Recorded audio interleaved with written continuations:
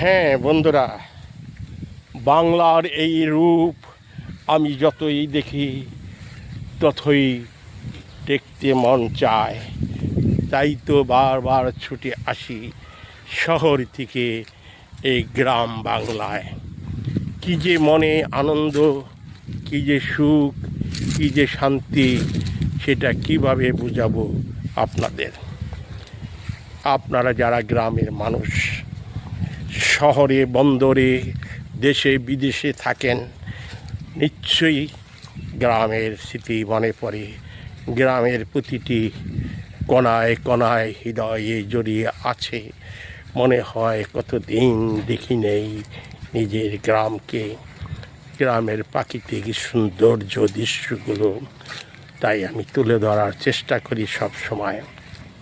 প্রিয় বন্ধুরা, আমি সবসময় গ্রামকে বেছে নিয়েছি, কারণ গ্রামের প্রাকৃতিক দৃশ্যগুলোর মধ্যে যে আনন্দ আছে সেটা শহর জীবনে নেই।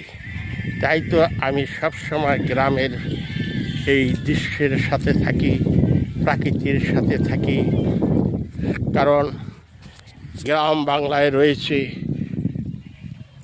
অনেক সুন্দর সুন্দর দৃশ্য, যা তুলে ধরতে আমার অনেক ভালো লাগে।